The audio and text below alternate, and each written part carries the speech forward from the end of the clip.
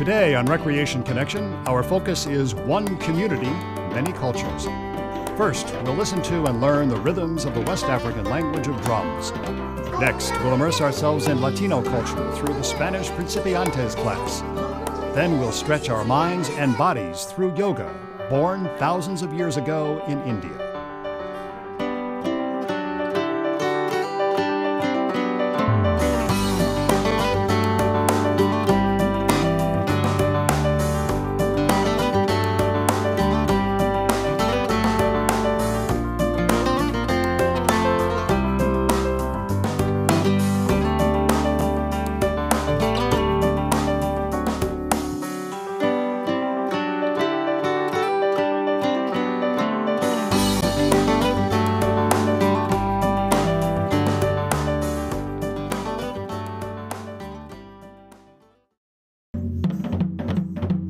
West African drummers do more than play their drums.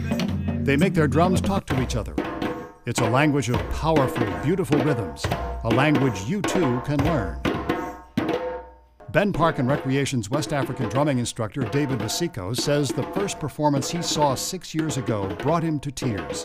The pull of the drums led him to learn West African drumming himself.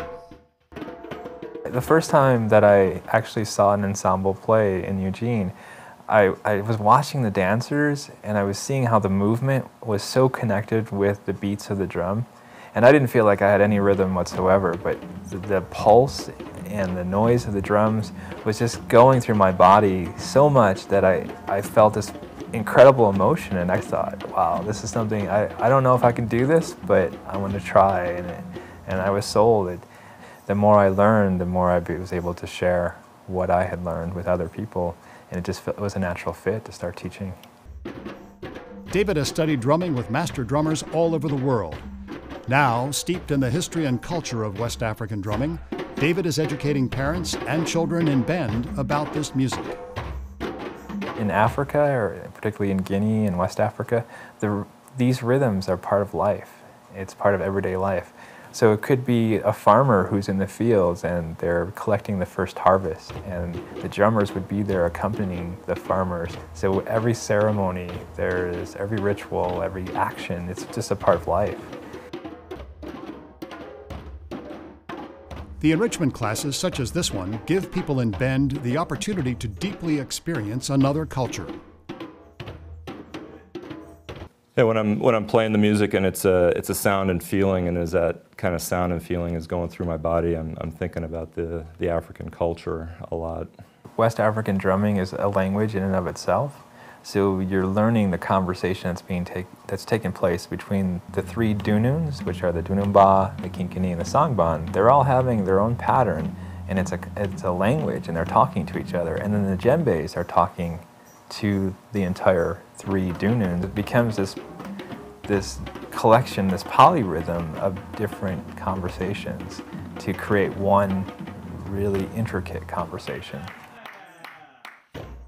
Not only can West African drumming carry you to Africa, it can also enhance your ability to live life in the moment. Sometimes if I think too much about it, it throws me off, but then sometimes I get into the feeling, the rhythm, and then I get off, and then I have to think about how to get back on again. So there's kind of an ebb and flow between thinking and thinking too much about it. What happens with drumming is that once you start feeling it instead of thinking about it, you become more present, and it's easy to synchronize with not only the language that the drums are playing, but the language and the actions of other people around you. So you start connecting within that circle. I'm trying to get them to listen to each other and then have a voice, so that it's just as important to hear than it is to just talk on their instrument. The drum opens up people, and they in turn open up to each other, and there's these connections that are formed within a class that typically would not have happened if they weren't in there. Drummers in this program describe their lives as enriched at many levels, both mental and physical. The drum is not about competition, it's about bringing joy to people's lives. Drumming is a language, and it is an art form, and so people kind of struggle together, and when they're done and they actually complete something, there's a lot of joy that's attached to that. From the language of drums to the language of the Latino culture, Spanish. Let's drop in on Ben Park and Recreation's Spanish Principiantes class for some games, rhymes, and Spanish songs. Though it may look like any classroom, it's unique. The instructors speak Spanish and only Spanish.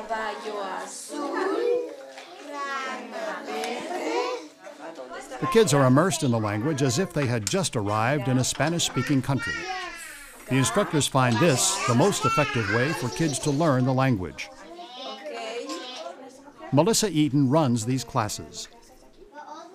Kids learn foreign language best in the immersion setting. They learn very naturally just as they learn their first language that they speak at home, and so it's best to implement that at a very young age so that they can start speaking it very naturally. And momentito, Brooklyn. Where's the baby? Está con the baby? Está en casa. The other one. Está en casa. It also has been proven from the Center of Applied Linguistics that children get more flexibility in their thinking and more creative thinking, as well as better access between the hemispheres of their brains. And even if they don't end up using that language when they're older, they have a better way of thinking. One fun way the kids get immersed in the language is by singing together.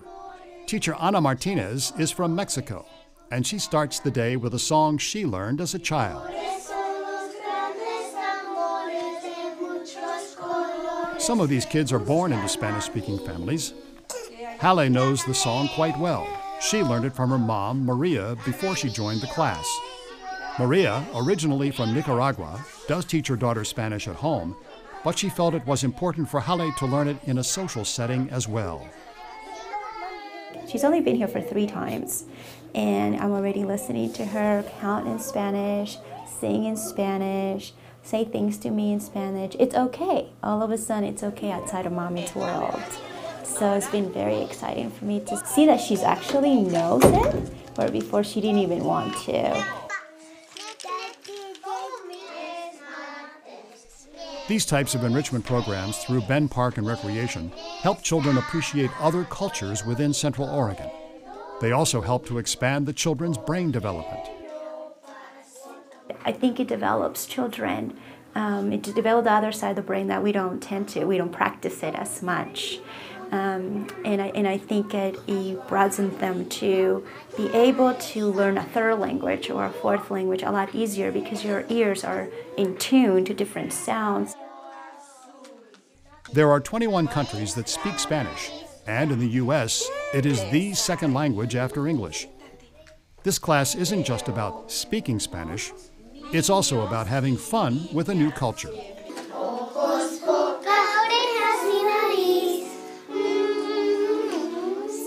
Not just her, but the other students are in the classroom experiencing something that they wouldn't do every day. And I hope that through that too, that they can appreciate that too, and they can grow to love that and love their own culture and others as well. There's a Pequeños class and a Principiantes class through Park and Rec. And those classes are introductory classes for students who have not had a foreign language before. The public schools don't offer foreign language in the elementary level, and we accommodate that by offering after-school programming. This Ben Park and Recreation class is an opportunity for kids to step out of Central Oregon and into another culture for a few hours. Whether kids speak a little Spanish or none at all, it's easy to see they're having a great time.